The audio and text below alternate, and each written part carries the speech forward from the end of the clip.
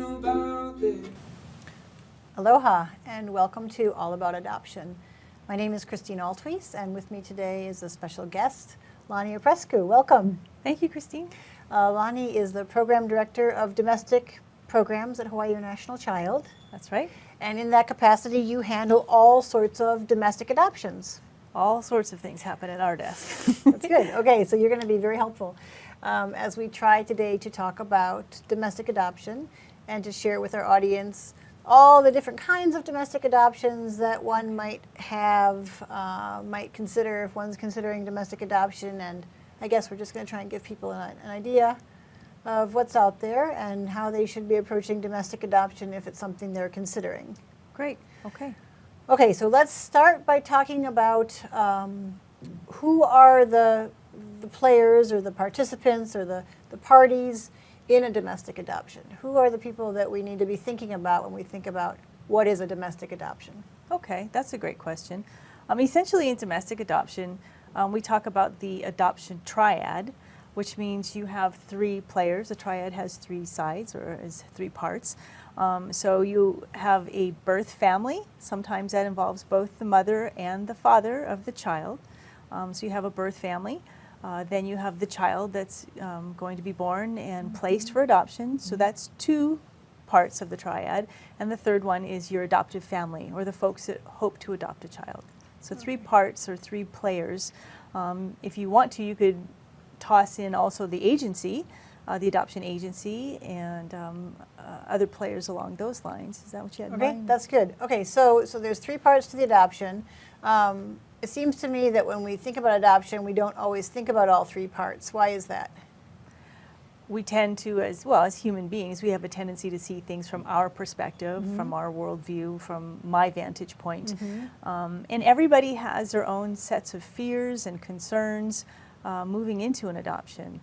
Birth families have their own sets of fears and questions and hopes and dreams. An adoptive family has their own sets of fears and hopes and dreams. And of course the child is a baby and at first has none of the above, but that comes into play later. So are all domestic adoptions for babies? Are there such things as domestic adoptions that don't include a baby as the child being placed? That's a great question. Domestic adoption can take place at the time of birth or later on in a child's life. A lot of the children that we see being adopted beyond infancy come through the foster care system. Okay, and what's the upper age that a child can be adopted? Until they're 18, I suppose, adult, in the United okay. States. I'm Okay. not, I don't know the top end, to Okay. tell you the truth, off the top of my head. I haven't ever had that occasion arise. Okay, so people could be considering infants all the way to probably 18-year-olds for adoption. I believe so, yes. Okay, so trying to help our viewers understand, let's start with the birth parent perspective. If you are, I guess, pregnant and not sure whether or not you can or want to raise your child, and you think adoption might be something to consider, what would you do first? Well, if I were the birth parent, hopefully there would be somebody or something that I could access that would show me where to go. A lot of people do access the internet for information these days. Hawaii International Child does have a website, and we have information there. So the best advice I can give to a birth mom is to get somebody to help you make this decision or to weigh the decision. A birth mom or a birth father, the birth family, they ultimately will make the decision on whether or not to place a child. And anybody who will not let, well, I should back up and not say that. A birth family wants to be very careful that if someone's helping them or counseling them, that they are allowing the birth family to make the ultimate decision. There are cases where that's not going to happen. In cases where Child Protective Services must be involved, a birth family may not be the ones actually making that decision as to whether or not a child gets placed into foster care. That's a little different. But a birth family will benefit greatly from somebody counseling them, and the more immediate that counselor can be, the more present that person can be, the more helpful I think that is to a birth family. What do I mean by that? I mean that if you can sit down and talk with a counselor face to face, somebody from a placing agency, or maybe even just a personal counselor, but somebody to help you weigh your decision. I think the more personal that conversation can be, the better. Okay, so if you're a birth mom or a couple and you're not sure, reach out to an agency or someone who can counsel you. That could be a family friend, that could be a church, someone in your church, a member of your church, a pastor, that could be a paid therapist, mental health professional, or it could be an adoption agency. Right. You reach out to the adoption agency. Eventually, if you're still, after talking to these various people, thinking that adoption is your best option, at what point does a birth mother have to make up her mind? Well, the ultimate decision, the lasting, the forever part of her decision to make a placement happens after the baby is born, if we're talking about an infant. There are sets of legal papers that are presented to her. Essentially what she will do is consent to give up her rights to be a parent, her rights and her responsibilities to be a parent to that child. Okay, so once she signs that final consent, there's no going back. Essentially. Okay, and when does she have to sign that? Well, here in Hawaii, as Hawaii International Child, we will present a birth mother those papers between 24 and 48 hours after the child is born. Okay. She cannot sign anything that will be legally binding before that. Okay. And that's a good thing for her to know, is that in the state of Hawaii, there's nothing she can sign that would be legally binding regarding the placement or the relinquishment of her child. She can't relinquish her rights and responsibilities until after the baby's born. Okay. That's different for birth fathers. Birth fathers can relinquish rights and responsibilities prior to the child being born, but birth mothers cannot. So what if a birth mother changes her mind after she's signed? After she signed her papers that say, Yeah. I So knowingly and willingly Right. Relinquish my rights and responsibilities. So she's worked with you, with the agency for, let's say, 6 months. She's pretty sure that placement is the best idea. She gives birth. She signs the paper. She's still in the hospital. She changes her mind. What would happen in a case like that? And you're saying that she's still in the hospital. Let's say she's in the hospital, or maybe she's already gone home. Technically, it's legally binding already. It's already legally binding, and that's why it's so important to have good counseling. Yeah. Even if you're in the hospital and even if a birth mother is in the hospital, has not talked to anybody yet about possibly placing that child for adoption. Right. If she talks to hospital staff, get somebody to come in and counsel her from an adoption perspective so she can weigh the decision. It's a permanent decision. Right. That's why we wait until 24 to 48 hours after baby's born. We want birth mom to have considered the question and weighed it as best she can, even if she has limited time to do that. Okay, I'm going to push you a little bit more on this because I happen to know cases that we've handled at the agency where a birth mother has changed her mind and we've given the baby back. And I think that's important because what we're looking at is the different scenarios for domestic adoption. We're looking at the legal, the actual matter-of-fact legal issues, which, as you point out, are binding. And if you've gone through this process in good faith, then everyone's assuming that all players in this situation know what they're doing and why they're doing it, and they've made the decision carefully. Right. However, I'm aware of cases where a birth mom has changed her mind. Yes. And, with your support and the support of the agency, we've said, okay, that's a good case scenario, and a very tough one. We talked a moment ago about there being different players in the adoption, in a domestic adoption. You've got the baby, the placing family or the birth family, and then the adoptive family. Adoptive families, as much as they want to take a child home and begin to become parents, as much as they want that more than anything. They go through all the big process of paperwork and paying funds, etc. The last thing they want to do, as much as they want a child to take home and parent, the last thing they want to do is to take home a child that a mother really does believe she can and wants to parent. Okay, thank you for saying that, because I So- think that's a really important point to make, and that will hopefully inform our viewers about the nuances of this process and why it is a human process and why it can't be an automated process and why the process isn't best conducted with remote players across state lines far away using the internet, why there has to be a human interaction and relationship and discussion and dialogue, because this is a one-time decision that reverberates over a lifetime for multiple people. Well, exactly. So, And in that particular case, this was a case where the mother did not realize that she was pregnant.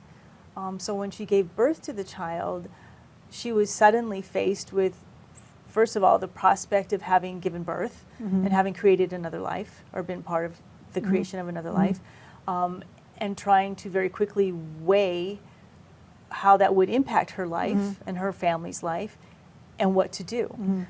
So quickly she made a decision. Quickly she changed her mind. The adoptive family cooperated, and technically we had the paperwork, but it wasn't about the technicalities. It wasn't about the legalities.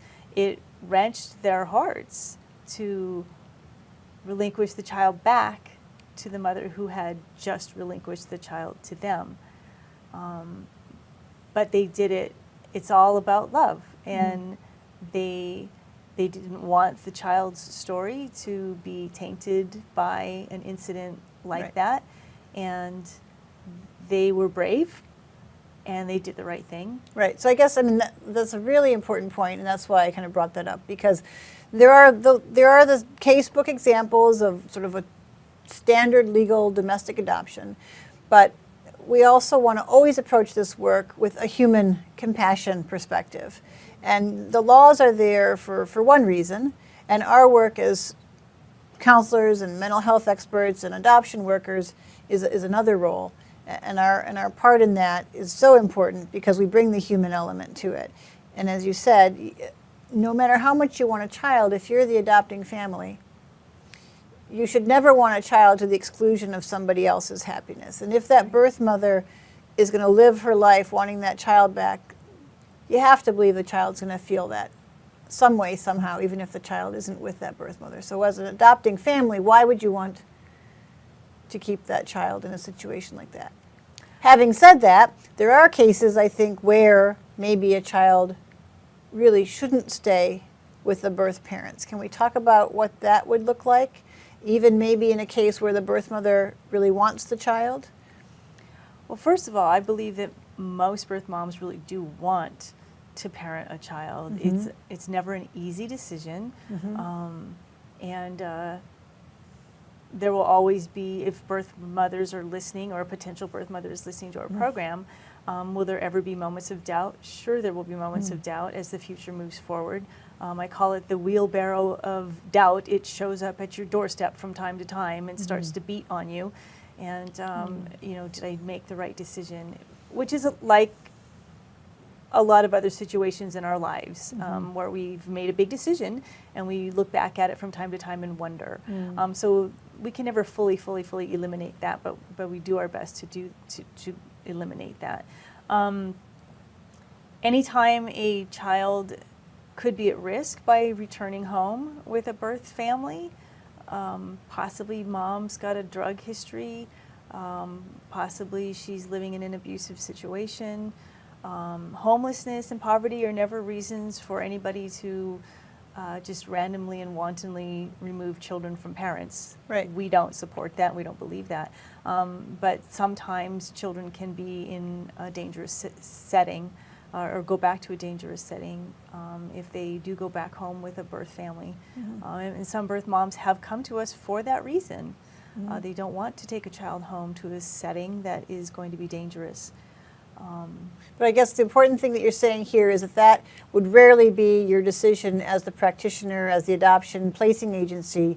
You would never be in a position, most likely, to make a determination that a woman wasn't able to raise her child. That would only happen if CPS were involved, Child Protective Services, if there were a police involvement. Absolutely, absolutely. And actually that's why some birth mothers do come to us as a placing agency. They do have their hands full already.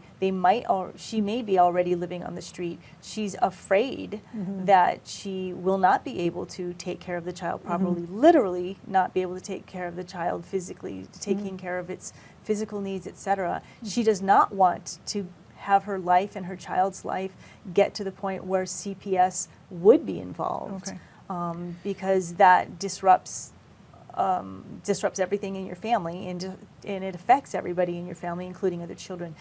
So this is placing a child for adoption is sometimes viewed as a way to help everybody's life move forward. Since you're talking about homelessness and drugs, we had talked before we started filming about the importance of understanding the complexity of the birth mother, and that there is, there are many different versions of the story. So tell us, who are birth mothers? That's a great question. Birth mothers are all kinds of women. As we mentioned, sometimes a birth mother is a homeless woman, or near homeless, nearly homeless. Often finances are a part of the picture. As we said before, that is not a reason to place a child for adoption all by itself. And it's usually not the only consideration anyway. But sometimes finances are the reason. She's got 5 children at home already. She's a single mother. She just doesn't know how she's going to be able to take care of an infant, go to work, etc. She has no additional child care. There's lots of reasons there that anybody could understand. Other reasons why a birth mother may choose to place her child is infidelity in the relationship. She's married, she's had an affair. It's hard to hide a pregnancy for very long for most of us. And it's amazing the men that have been involved in these situations that we've visited with. They've been very brave. They're wanting to work on the relationship, the marital relationship in many, many cases, but they're just finding it very hard to think about raising another man's child. So birth mother or the wife in this situation may come to us and seek an adoption placement so that she and her husband can work on their marriage, and the child can be raised in a very loving family.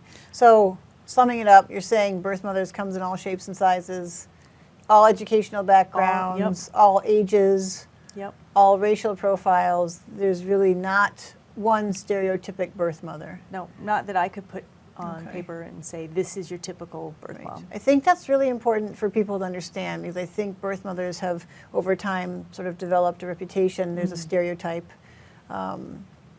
Okay, so we've talked about birth mothers. Let's talk a little bit about the prospective adoptive family or the future adoptive family, the couple who may be infertile, may have struggled with infertility, or maybe they just have decided that adoption is the way to create or grow their family. What do they need to know? What are sort of the top 3 things they need to know in thinking about this process and trying to sort of figure out if it's something they should jump into or not? Okay, top 3. First, I think one thing prospective adoptive parents should know is that the domestic adoption experience is not for the weak-kneed. It's not necessarily easy. It can be full of emotional roller coasters from start to finish. The end result is a child and becoming a parent, you becoming a parent as adoptive family. But there can be some exciting moments along the way. So you're not putting your order into Amazon and ordering a child. It's a human process full of human flaws and time and occasionally snafus and... Well, as you and I were talking a moment ago, what if the birth mother does change her mind? You've been matched with a family. You love this birth family. She seems to love you. And at the last minute, either something changes in her circumstances, and so now she finds herself able to parent the child, which she didn't think she could do before, or she just simply takes one look at the child and changes her mind. That's hard. That's an emotional upheaval, and it takes courage to move through that. We all have a good cry. We have lots of Kleenex in the office. I cry, they cry, birth mom cries, everybody cries. Baby's crying anyway because babies are babies. But moments like those can be tough. Okay, so expect the unexpected. Number Expect two. the unexpected. It takes time. Okay. Like you said, it's not something where you can plop in your Amazon order, and as soon as your home study is done, the matching begins, and 2 weeks later you have a child to take home. Sometimes it does work that way. That's one end of the spectrum. The other end of the spectrum is possibly a 2-year wait before baby comes home with you. Okay. We actually are almost out of time, believe it or not. So give me your third thing, and then we're going to wrap up. Do your training on the prospect of open adoption. Open adoption relationships are wonderful. They are wonderful. It's frightening if you don't know what that means. But that's another segment, I suppose, is open adoption in domestic, open adoption relationships with birth families in domestic adoption. But that would be a great topic. And yes, it may be frightening at the beginning because you don't know what you're talking about. You don't know what you're thinking about embracing, but do your homework on it. It's awesome. And open adoptions are really important because the child will fare best when the child knows about his or her origins and about the term they're using these days is first family. If he knows about his first family, okay, and what they went through in terms of placing him and what the adoptive family went through in terms of bringing that child into their family, the connectivity between all of them can blossom into a really great relationship overall. Great. Yeah. Okay. I can't believe we're almost out of time, but that's it. And I thank you for your insights, and I hope that the viewers have had some great information that they can take to heart and use if they need, share with others. This has been all about adoption. I'm Christine Altwies. Thanks to Lonnie Oprescu, our special guest today, Lello Communication, and our wonderful producer, Chris Castagnero. Until next time. Something about this feels like home. Something about you I already know. Something about this deep in my soul tells me you're my favorite.